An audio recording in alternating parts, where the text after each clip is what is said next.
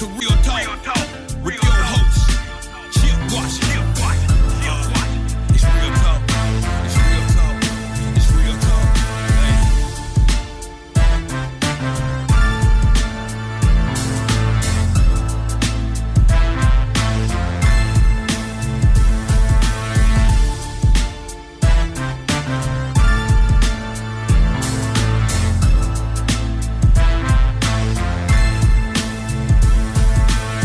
Oh, here we go on this Monday. I think I'm going to title this Gremlin Monday because, boy, I'm telling you, everything that can go wrong is trying to go wrong, but that's all right because we shall persevere.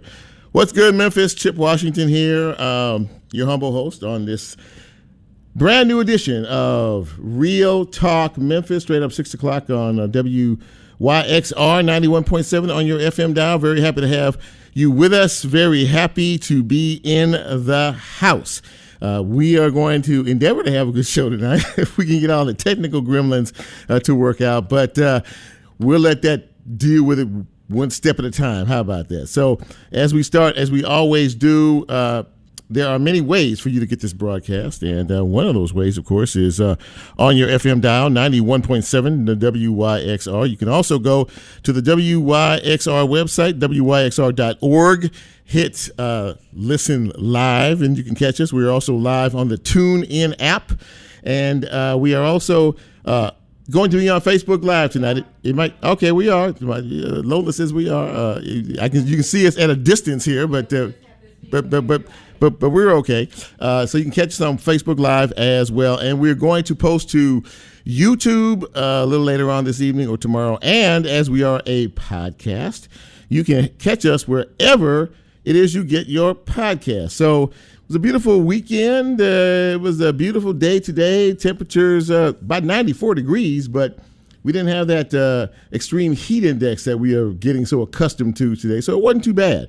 To understand, the next couple of days are going to bring us rain, and from what I heard, quite a bit of it. Tuesday, maybe tomorrow night into Wednesday in particular. After that rain goes away for a few days, temperatures are going to be in the upper 80s. Yes, I did say upper 80s, so we'll be in good shape on that front as well. But things are looking up as we enter into a brand new week. I hope you had a good week prior. I hope you had a good weekend, and I hope you're ready to start this week off in fine form and fashion as well. Now, I normally do birthdays this time of the show, but because I was rushing before I got here today, I did not print out I actually printed out my birthday list, but I don't have it. But if you indulge me just a second, I'll see if I can't get it up there, and we'll see if we can't acknowledge some folks today. It has been a day for me. That's all I can tell you. It's been a day. But as I said, we'll get through it and we'll make it happen. But I tell you what, instead of trying to reinvent the wheel here, I'm just going to say this: if you are celebrating a birthday today, or you celebrated one over the weekend, or you have one coming up this week, and I do know that there are a couple of birthdays this week. Rashawn Austin is celebrating a birthday in another couple of days, and Michael O'Harris is also celebrating a birthday later this week as well. So happy birthday to each and every one of you, as I'm trying to stall to find out where the birthdays are here on here. But that's okay. We will bypass that. Forgive us. Charge it to our head, not our heart. And if you are celebrating a birthday, congratulations on your current trip around the sun. We hope to be here next year to celebrate your next trip around the sun.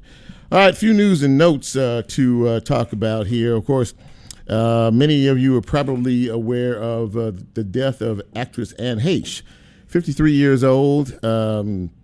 Very tragic situation. Sounded like she might have been under the influence of drugs or alcohol. She crashed her car in Los Angeles, California, into a house, burst into flames. The car bursted into flames, and she did not make it. So she did a lot of good movies. Great career for her, and 53 years young is very, very young to go. But we're praying for her family, and those of you who are fans of her of her movie career out there. So you heard about the incident at Cummings K-8 school today where part of the ceiling in the library collapsed. Good news was no children were in the library, so nobody was hurt. There were 3 staff members who suffered minor injuries as a result of that. The school was dismissed early, and starting tomorrow, all students that go to Cummings will be going to LaRose Elementary School for the remainder of the week, and as long as it takes to get that situation fixed. Now, we all should breathe a sigh of relief because it could have been so much worse, but it wasn't, and all the children were fine, and everybody else is too. So now that school, by the way, Cummings is, I think I heard them say today that it was built in 1961. So it is one of the older schools, and this brings, forth, shines a light on, these schools and whether they are actually or indeed, safe for students and the faculty and staff to go to. So that's going to be a whole nother conversation that you are going to start to hear as well.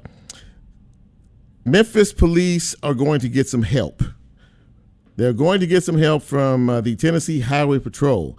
What kind of help, you say? Well, they are going to get 20 to 30 new officers, both troopers and police officers, to patrol the interstates.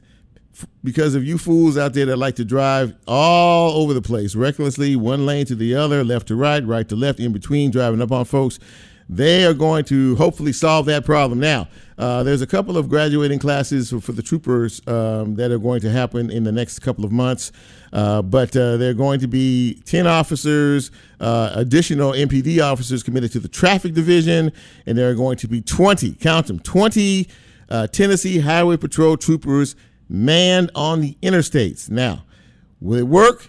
We'll see. Those boys generally don't play. So, right now it's a little crazy and a little nuts out there. Help is on the way. We had another incident with a vehicle and a fire truck over the weekend. Last Wednesday, of course, a very tragic situation where a pickup truck ran a red light downtown, smashed right into one of the fire department engines, knocked it over, and unfortunately, a 32-year veteran of the department, David Pleasant, was killed in that accident. The one that happened Saturday, it was in Whitehaven, and the fire folks were backing out, getting ready to respond to a call. Motorcycle comes zooming down the street, didn't see him, hits the fire truck. The driver of the motorcycle is dead as well. So once again, we talk about it every week. Slow down. There is no, honestly, what is the rush? What is the hurry? We don't pay attention enough as it is. We're on our phones. We're doing this. We're distracted. We're doing everything else. But you know what? If we just take a beat and slow down, I think we will be a whole lot better for it. And finally, before we get into the show, I saw something today that really kind of bothered me. It was about a woman who was killed Saturday night in Raleigh. I'm sorry, excuse me. She was shot to death. Dr. Yvonne Nelson. And the reason it bothered me so much is because I knew her, and I actually had her as a guest on my radio show a couple of years ago. She was a community activist. She was the head of the Whitehaven Redevelopment Corporation for 25 years. She was a one-woman army trying to keep development from happening at what used to be Graves Elementary School, from the Elvis Presley Enterprises, and from another company that wanted to sort of disrupt the peace and quiet of that neighborhood. She was tragically shot about 11:15 on Saturday night. Apparently, the person who did it, who is still at large, it is a female, by the way. They do have a picture of her as a person of interest, so it won't be long before they catch her. Yvonne apparently owned a relatively brand new Infiniti that she had just recently purchased. And witnesses say that after the gunshots and all the commotion, they saw this person of interest driving off in what looked like a late model Infiniti. Sounds to me like it could have been a carjacking. Sounds like to everybody else it could have been a carjacking, but that has not been confirmed by Memphis police. But again, another senseless situation. We just buried someone 3 weeks ago. Dr. Easter Williams, Reverend Dr. Easter Williams, in Whitehaven, victim of a carjacking, and now we see this. And again, for family, friends, colleagues, those who worked with her, those who knew her, Dr. Yvonne Nelson, our deepest condolences and sympathies to you. And I have faith that the police department will catch the individual in question. So before we go to our lineup here, I want to give you the lineup tonight. We have a pretty good show. We had an election a couple of weeks ago. And now, in another, I guess, maybe 2 weeks or so, they will be sworn into office. So I guess I could dub this, meet the newly elected officials. So we have two of them that are joining us tonight. And the first one is Erika Sugarmon. She is the newly elected Shelby County Commissioner for District 6. And a little bit later on, we will speak to who will be her future colleague, one of her future colleagues, Charlie Caswell. He is the newly elected county commissioner for District 12. So we'll talk to them about, now that they have won their races, what comes next, what's on their agenda, what are they looking forward to, as time moves forward. A little bit later on, we're going to talk with Shep Wilbun. He's a very familiar face and name in Shelby County, and I think County Commissioner Van Jones may be joining us as well. But this is about the Minority Women Business contract situation. That's always been a rather dicey thing. It went to court, and it sort of got put on the back burner. Basically, fair contracts are being issued out, and everybody should have an equal opportunity and equal shot at those. So we're going to talk to Shep and Van a little bit later about all of that. So we have a very, very good lineup for you tonight. We hope you stick with us for the entire hour because you might just learn something. In the meantime, we're going to take our first break. This is Real Talk Memphis. I am Chip. You know who you are. First break, quick break, right back.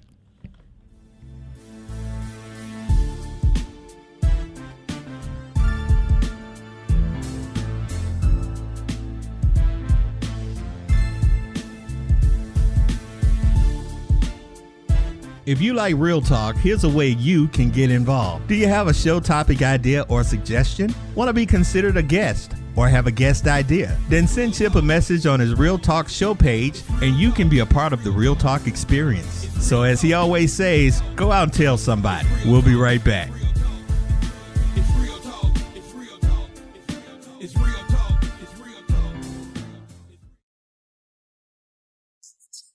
The next round of our collaboration beers with Crosstown Brewing Company is ready. Take a walk down the tart end of the street, where soul music meets a fruity and flavorful sour beer with notes of pineapple, peach, and apricot. You can find the beer at grocery stores and other local Crosstown Brewing Company retailers. A portion of the proceeds goes towards helping WYXR and supporting community radio in Memphis. Visit crosstownbeer.com for more information.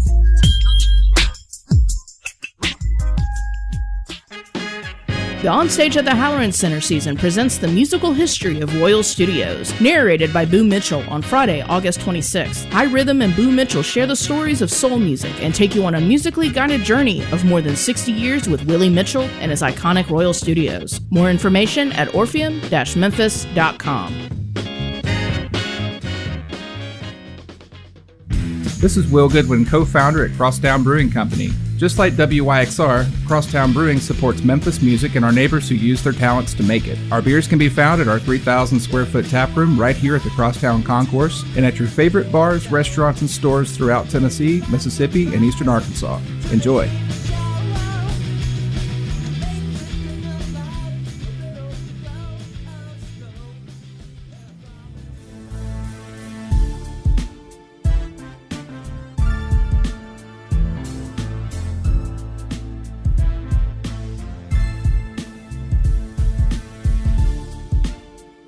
Get Real Talk on the TuneIn mobile app under WYXR, and he's now streaming live on Facebook. And you can also catch a rebroadcast on YouTube. Just put WYXR in the search box and hit subscribe. Now back to more Real Talk with Chip Washington.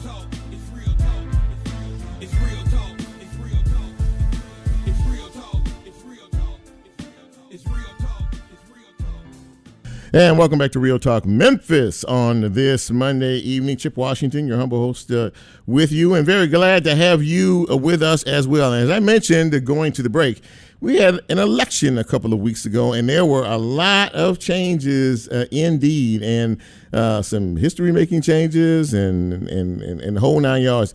I said it last week. I'll say it again this week. The Republicans are still shell-shocked after what happened, in this election. But my first guest tonight is one of those newly elected officials, and I know she's going to do an absolutely amazing job. Welcome to the show, Erika Sugarmon. She is the newly elected county commissioner for District 6. And Erika, thanks for coming back on Real Talk. Okay, Chip Washington, that was District 12. Okay, you're District 12. Okay, so I got it. So I got everything. So I got everything twisted. Okay, so you're 12, and then Charlie. Okay, you're 12. Okay, so and I'm sorry. I said at the beginning of this show, it's just been kind of one of those Mondays, but that's okay. I had an educator, ladies and gentlemen, just correct me, but that's fine as long as we got it right. I'm in good shape. Well, Erika, thanks for coming on Real Talk. I really appreciate it.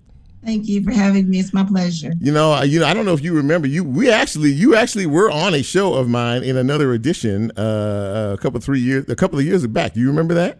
Back in the Yes, in 2018 when I was running for city council. In 2018, that's right. So it's been that. Wow, that's a long time.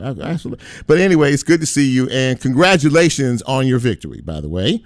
And you are going to do quite well in District 12. But first of all, tell us, if you will, what does that area encompass as far as how many people you represent, and what areas are you representing? Of Germantown, a little bit of Garveyville. It goes all the way to State Line Road. Okay. So, yeah. Mm-hmm. So how many people is that? I didn't say how many people. Okay. I was just because you actually cut out a little bit, so we didn't really catch except for the last part of what you just said. Yeah. But okay. So I guess I said all that to say it's a big area of folks that you are going to be representing, and first of all, tell me why it was that you decided to run for this particular position. Well, as you all know, I ran for city council. Both times were at large. It was half of Memphis, and so when I lost the last time, I lost by 1% or 500 votes. And I was honored that 22,800 people voted for me. And, actually I saw it as a win because I've never thought to run for office. I've always been behind the scenes helping other candidates run. Right. But I kept seeing candidates win, and I was disappointed because, they have an agenda, but once they get elected, either they're inexperienced, I don't know if they don't know what they're doing, but they're inexperienced as far as policies and things of that nature, or they have their own agenda, or they drank the juice or something happened. And so I was so hopeful so many times. So I said, well, I'm going to throw my hat in again. Actually, my mom was a very huge part of me running again, because when I lost in 2019, I said, Ma, I tried, I didn't win. And my mom looked at me, she said, you're a Sugarman. You don't give up. You have too many people who are hopeful that you're going to make a difference. So don't even, don't even think that, and so, and after I thought about it, she was right. So many people, were looking for me to make a change. And so I decided to throw my hat in again, one more time, and it was a charm. Absolutely. And, you come from, a family of legacy. You mentioned your mother. Of course, your father was very big in the civil rights, movement in this city. And, I really like what you just said, about your mom's dream, and basically more to the point of you are who you are. We don't quit. We keep doing it until we get it. And you did do it until you were able to be elected. Now, I know you're getting indoctrinated, and I know you get sworn in on September 1st, but there's a lot to absorb in all of this. And so I just guess maybe I wondered if you've had a chance to think about it yet. Now that you are elected and you are about to take the seat, there are a lot of issues and there are a lot of concerns from our citizens out here about a lot of different things. Have you started to have a chance to figure out exactly what you want to tackle in particular, as you start to move forward? That's a wonderful question. In fact, I actually won in May in the primary because I didn't have any competition in August. And so that allowed me to do some things. Number one, we realized, the elects realized that we had to have a majority on the commission. So we used our time, at least, helping other candidates, in particular in the commission race. The other thing that I, as well as some of the elects, worked on was reaching out to various policymakers and community influencers and discussing how can we solve some of these issues? How can we address them? What are the concerns? And so actually, we've been working all summer. And so we basically have an idea of, what's going to be first, the low-bearing fruit. And we're going to reach across the municipalities, and because there are a lot of commonalities.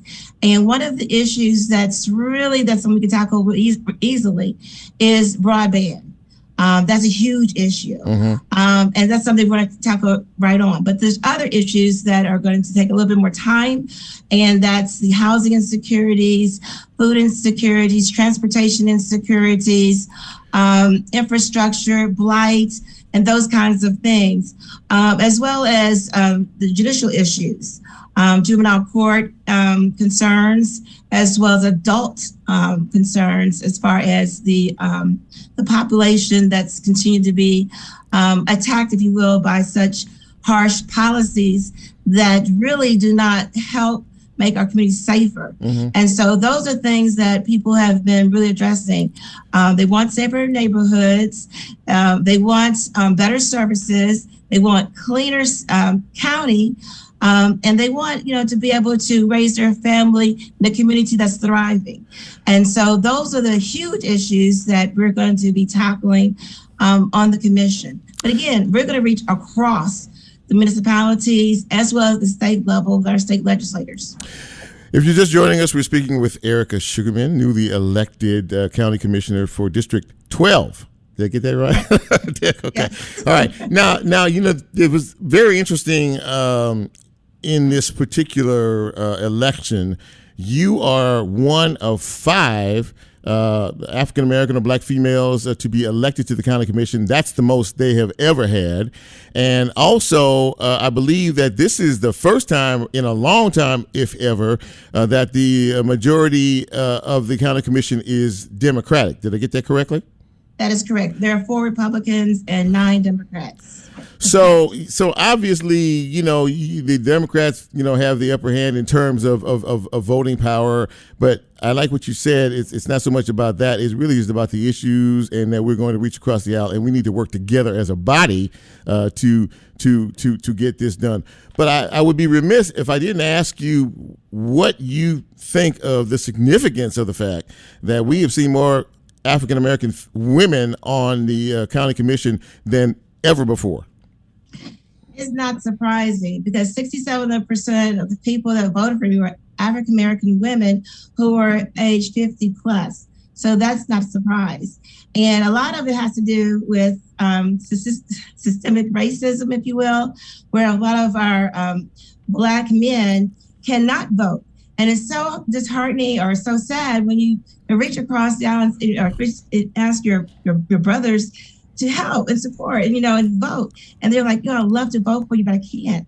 So, that's something we've got to work on, is because once a person has completed their time, okay, then you're penalized because you cannot then participate in the democracy. And so we're going to have to make sure that we all can participate, not just, the Black women, but everyone. If you're marginalized, minoritized, disadvantaged, you should have a right to have a say-so in your community. And if once you've done your time, that's it. You've given your time, and now it's time for you to gain your full citizenship.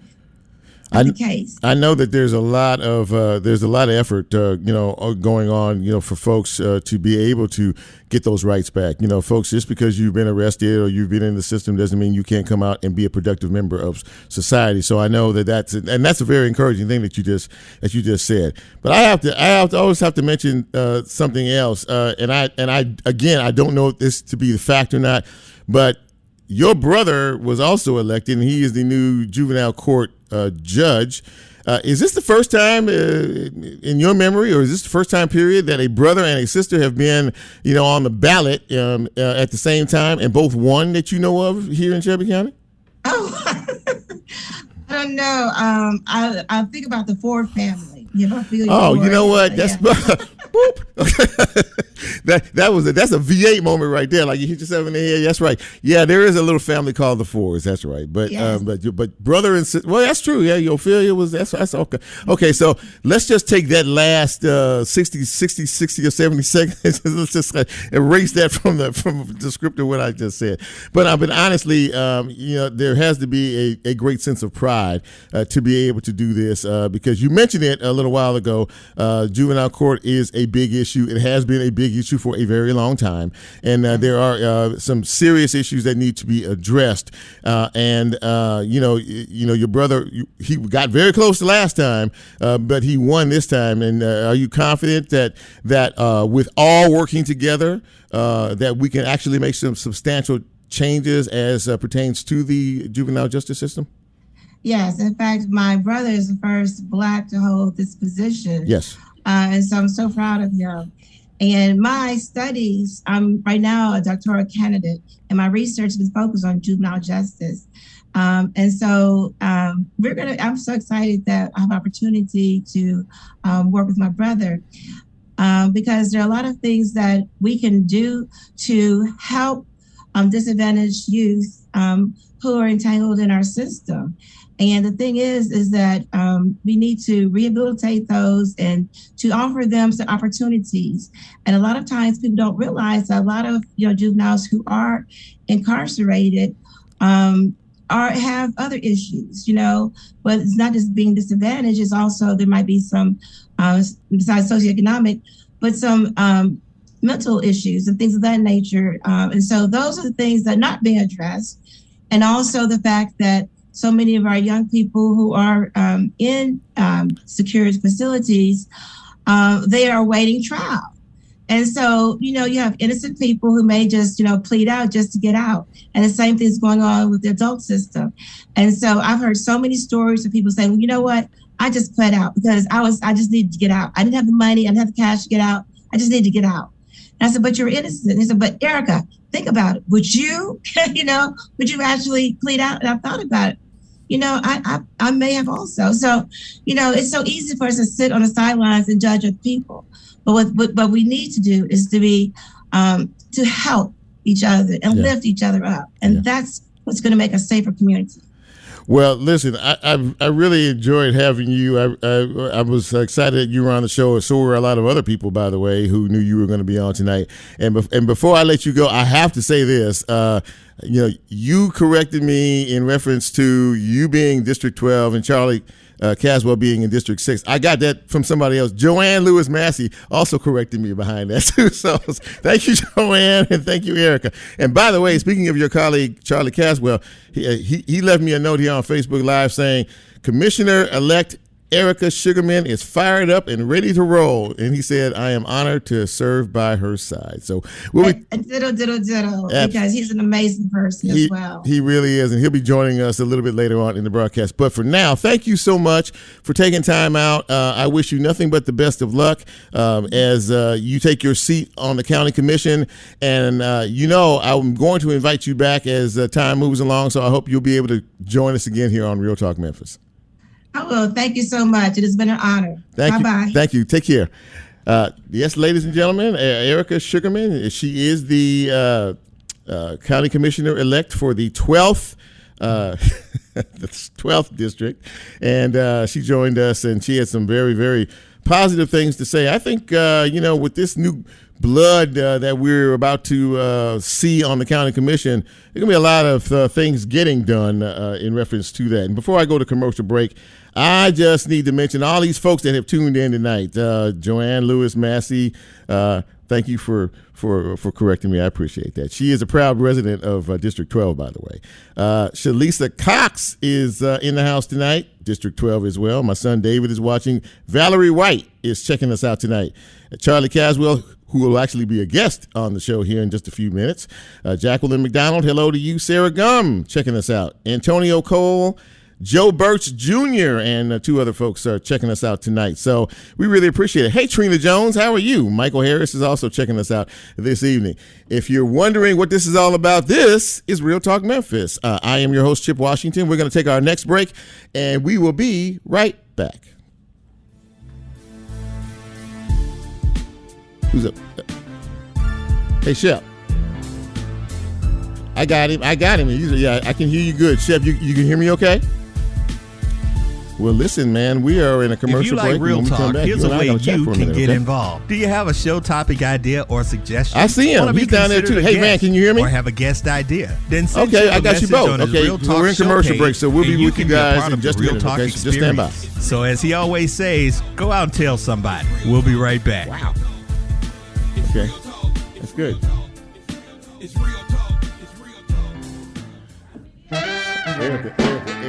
Clarion Security is proud to sponsor WYXR, and they are hiring at the Crosstown Concourse. Help protect the place that creates moments of discovery for us all. More information at 901-571-2065.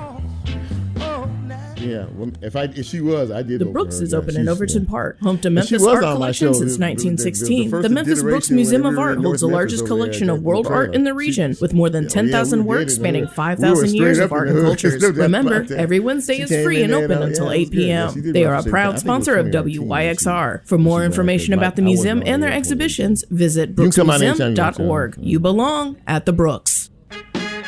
The Onstage at the Halloran Center season presents the musical history of Royal Studios, narrated by Boo Mitchell on Friday, August 26th. High Rhythm and Boo Mitchell share the stories of soul music and take you on a musically guided journey of more than 60 years with Billy Mitchell and his iconic Royal Studios. More information at orpheum-memphis.com. We'll figure it out. Okay. Well, yeah, I'm all. I mean, I'll be hitting Chevy up.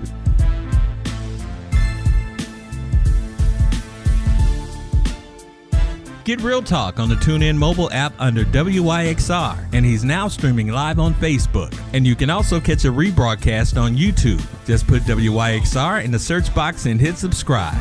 Now back to more Real Talk with Chip Washington.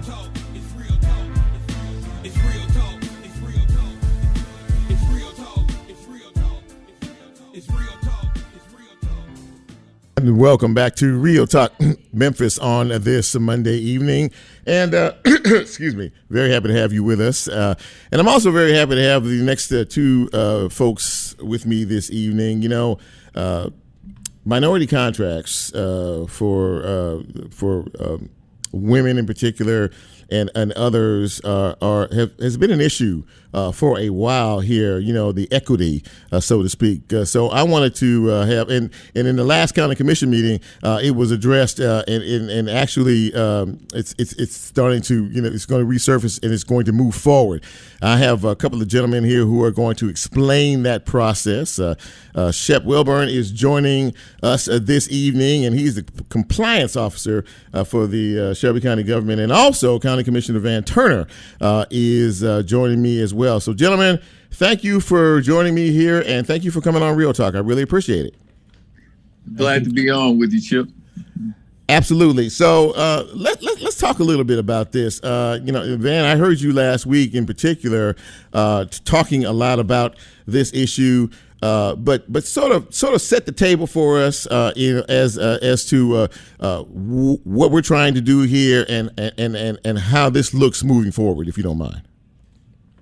I appreciate it, and thanks again for being here. So, according to a Supreme Court case, we can have what we call programs to incentivize doing business with Black-owned and women-owned companies here in the county and through the nation.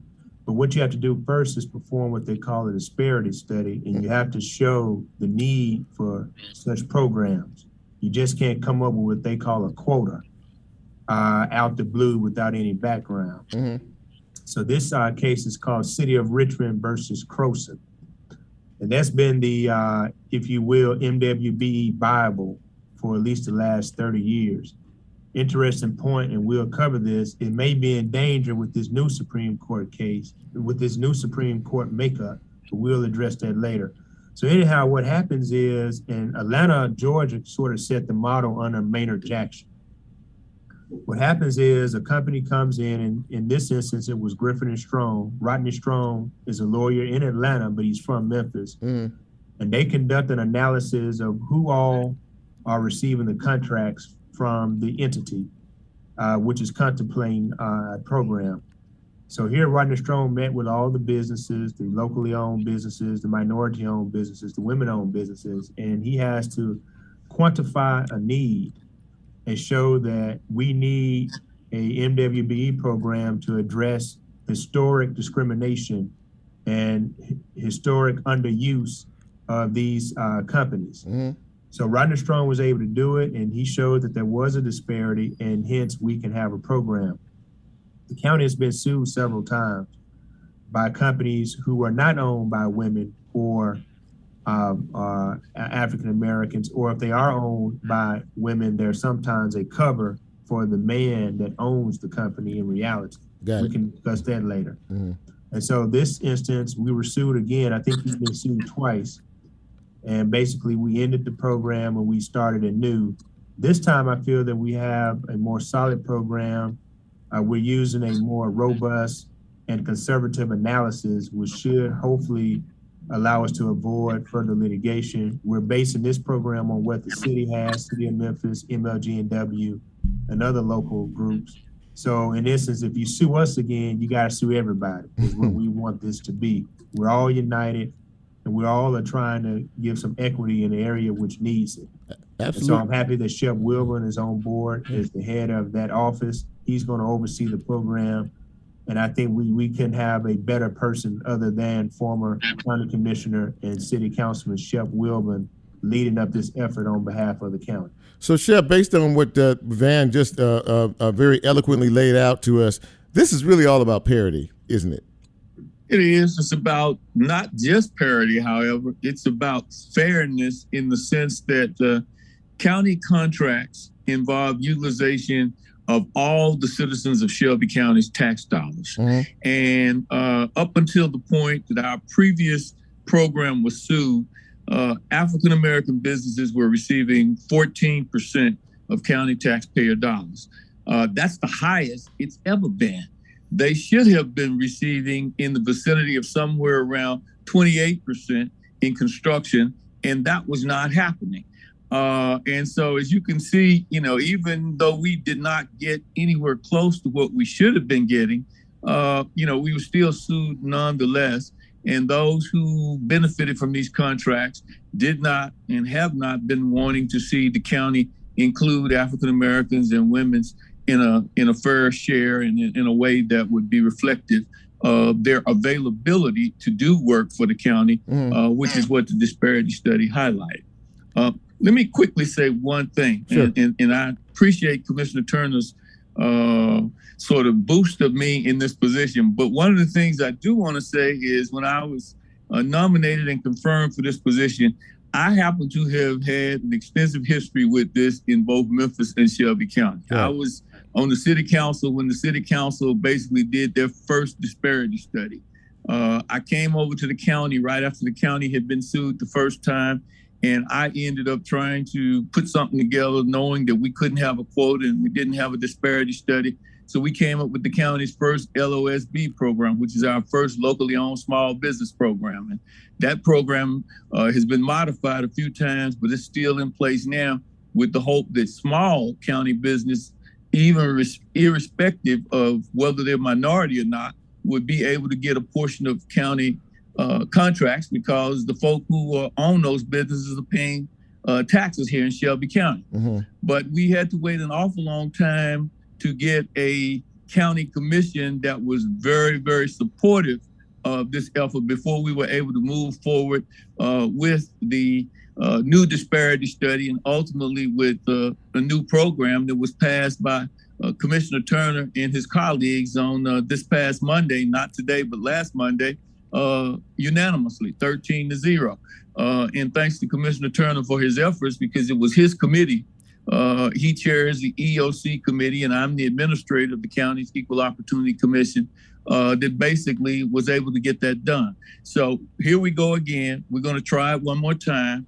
We think we got, as Commissioner Turner says, a much better program. One of the reasons we were sued the last time is we had a hard, fast goal of 28% African American. Of course, you know, that didn't make the other folk happy. It wasn't any women involved. It wasn't any other minorities involved. Sure. It was a straight 28% Sure. African American goal for construction. And that's what the previous consultants program and findings had been. And of course, we couldn't sustain that. So this time we're going back with a goal that is reflective of the availability on each particular contract. That is to say that it will be a project by project goal. And as Commissioner Turner said, that's what the city does. That's what the school board does. That's sort of the model that has been used. So on some projects, we won't have the aspirational goal of 25% a year, which is what we're trying to do. On some projects, we'll have maybe 35 or 40%. And then there'll be some projects that we won't have maybe but 10 or 15%. There may be some that we don't have any availability of black firms or women firms to do them. Yeah. But this is much better. Project we think by it allows project, us to better use our folk, and that's what we're going to try to do. Well, listen, I'm running here, but man, I know you've been working really hard on this, and I know that for a fact, and you two make a pretty dynamic team. Do you feel that this approach that has been laid out will lead to a more successful opportunity? Oh, absolutely. And I think the new commission coming in, my successor, Erika Sugarmon, and the other commissioners are really going to push this program forward. And I think that this will be successful. This program will make a difference. And we got to get the word out. We got to get everyone certified. We got to get everyone in a position to avail themselves of this opportunity. And I think 5-6 years from now, you're going to see a difference in how the county contracts with a diverse group of businesses. And I think that everyone will be proud of what we've done here recently in standing back up this program. Well, listen, I thank you both for coming on and explaining this to where folks really can understand exactly what the goal is behind this. And before I let you go, Mr. County Commissioner, outgoing County Commissioner, you made some news a couple of days ago in reference to a particular election in 2023. I'm to understand you've thrown your hat in the ring. Yes, sir. It will be official on September 1. I will invite you out and others for a special announcement. But I've been exploring this opportunity for the last couple of years. I'm confirming a run, and I'm declaring a run on 9/01 day, September 1, 2022. So hopefully you can join me. And man, I'm excited. I am a native son. Yes, you are. Born and raised in the Whitehaven community.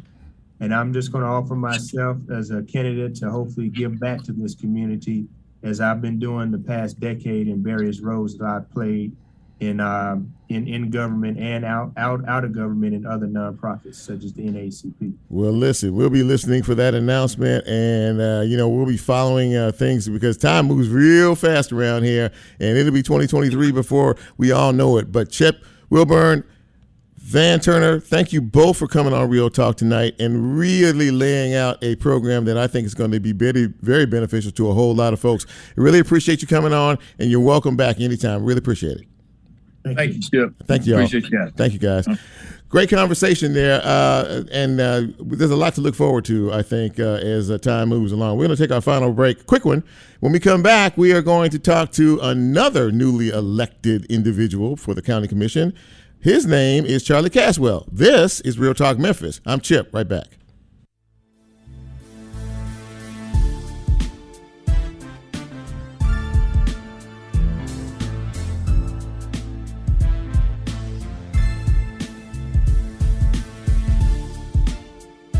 If you like Real Talk, here's a way you can get involved. Do you have a show topic idea or suggestion? Want to be considered a guest or have a guest idea? Then send Shep a message on his Real Talk show page and you can be a part of the Real Talk experience. So as he always says, go out and tell somebody. We'll be right back. It's real talk. It's real talk. It's real talk. It's real talk. Support for WYXR comes from Focal Point. Located in Crosstown Concourse, Focal Point is a Southern College of Optometry clinical facility that offers fittings with designer eyewear and eco-friendly frames. Learn more at focalpointcrosstown.com.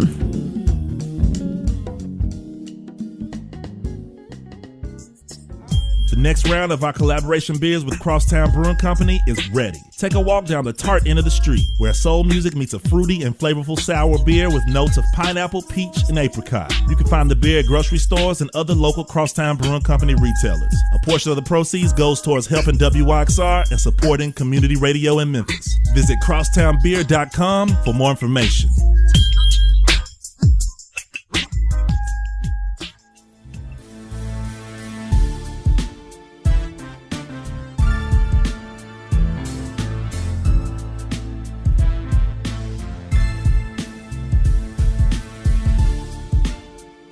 Get Real Talk on the TuneIn mobile app under WYXR, and he's now streaming live on Facebook. And you can also catch a rebroadcast on YouTube. Just put WYXR in the search box and hit subscribe. Now back to more Real Talk with Chip Washington.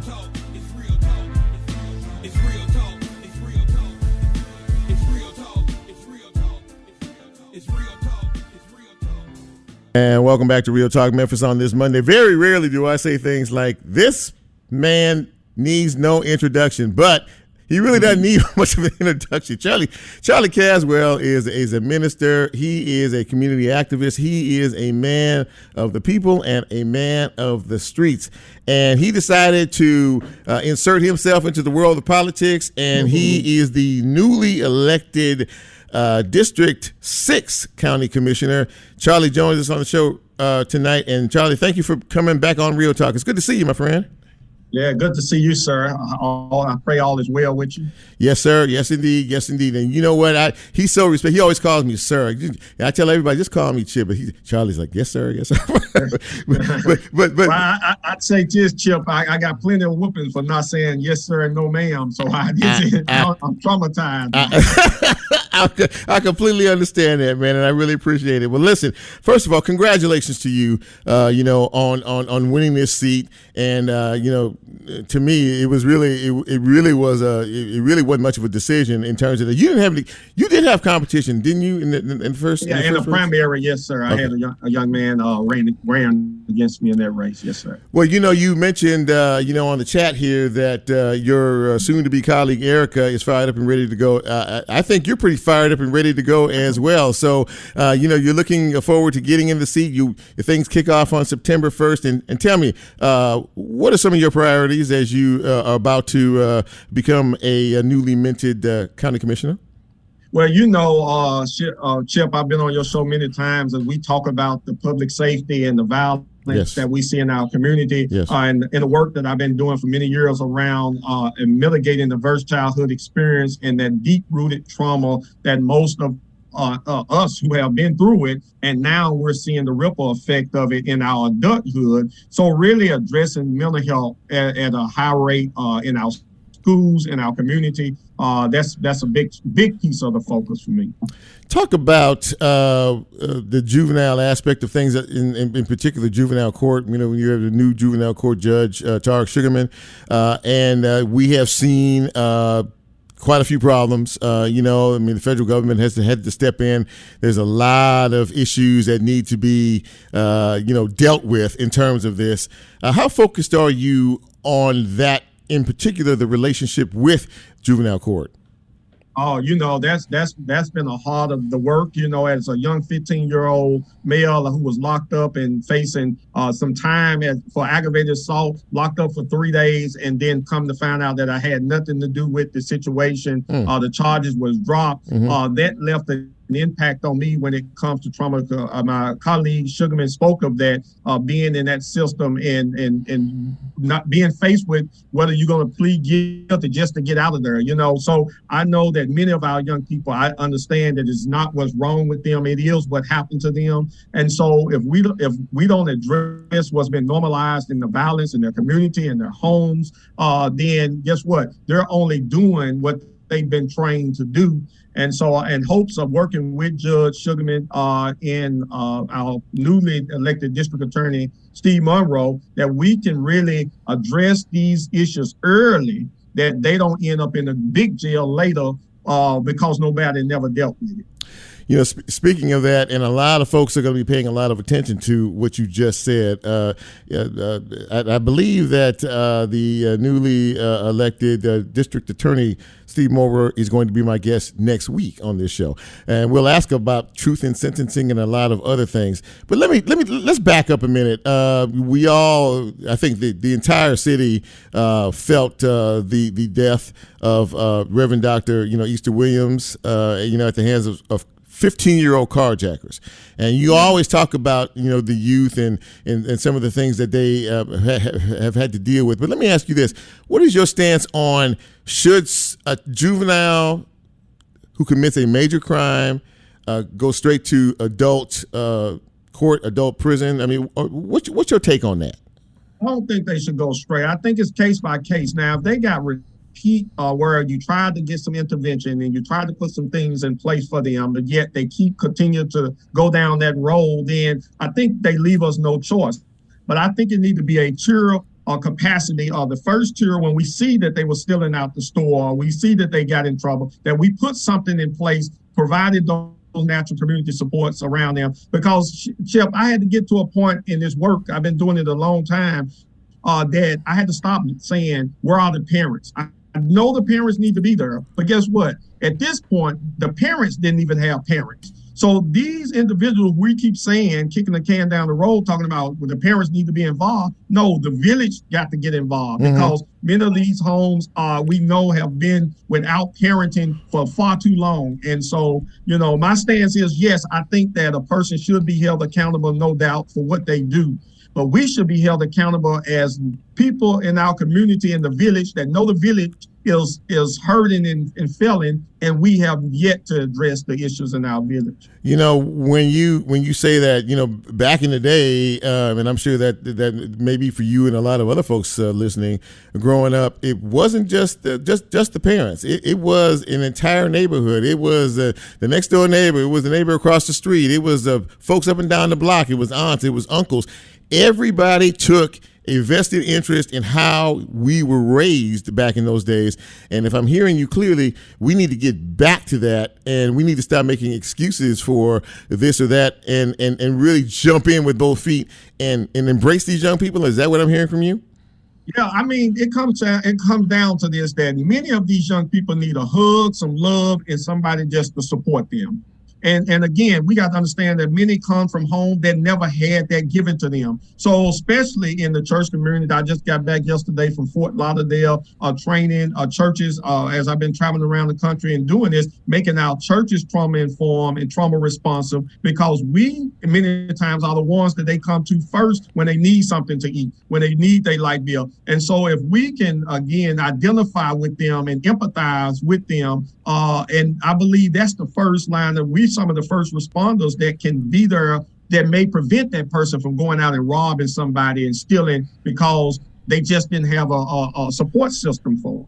For people who do commit these major crimes at such a very young age, which is extremely troubling, what, if anything, is the detriment? Is there a detriment? Is there something that can make these kids at least stop, pause, and think before they commit such heinous acts, in your opinion?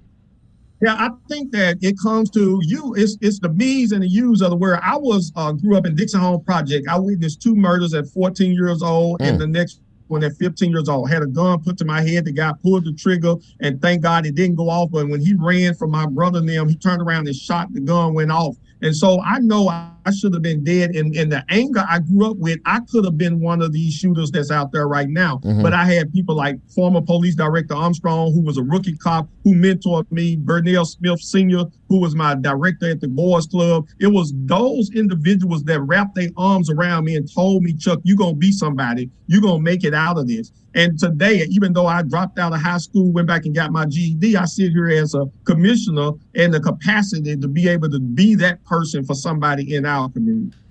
Well, you know what? You have always been a stalwart when it comes to our community, and you're not afraid to tell the truth and make a difference. And I think that your voice will make a difference on the county commission, as time moves forward. And so congratulations again on your victory. And we'll be pulling for you. We'll be rooting for you, all of you, because we need to do something to turn things around in our city and county because we're losing an entire generation. But Charlie, thanks again for coming on the show. I know you this is a busy time for you right now, but all the best of luck to you and all of your colleagues on the county commission. And I'm gonna call you back down the road again once you get your feet settled into your position. And so thanks for coming on the show tonight. I appreciate it. Pray for me, Chip, with all them women on that commission. But I thank God for those women. I believe they're gonna have the nurturing spirit to help us push this baby out and do something great for this county. You hear how Charlie cleaned that up? That was nice. I like the way you pulled that out. That was good. Take care of yourself, Charlie. We'll talk to you soon, man. Okay, man. Take care. All right. That was a great way to end the show. And this has been an amazing show tonight. I have really enjoyed talking to some of our newly elected officials. And thank you all for checking out this show. I don't know that we've had this many people in quite some time watching. I can't even. Denise Norman is on here. Rachel Johnson. As Lola plays us out. My sister Cheryl Lewis is watching the show. Newly elected once again Judge Betty Moore is checking us out tonight. Appreciate you. Brett Thompson is also watching. Yes, it's been a really good show tonight. I hope you all got something out of it, some good information, and I really, as always, appreciate you for checking out this show. Now listen, to some of you out there who have never watched us or checked this show out, you need to do better. You need to tell somebody about Real Talk Memphis if we're doing a good job. And you need to come on back yourself, and because we're going to have some good guests coming down the road here. As I alluded to earlier, we are supposed to have District Attorney Steve Mulroy on the show next week, and we have a lot of questions for him as well. But in the meantime, in between time, thank you for supporting Real Talk Memphis. We need shows like this, and we need you out there to make this show a success. So for Lola and for Nicole, all of us here at Real Talk Memphis, I'm Chip. And I'm out. Listen, have a great week. Have a safe week. And take care of yourself.